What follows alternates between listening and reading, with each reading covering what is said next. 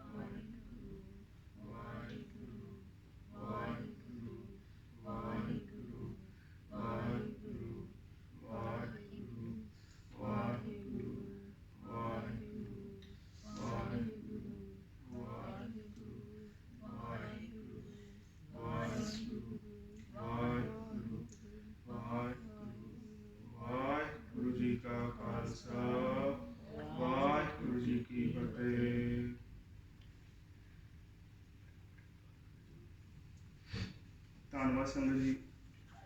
With Guru Sahib's Kripa, we did Shabad Vichaar.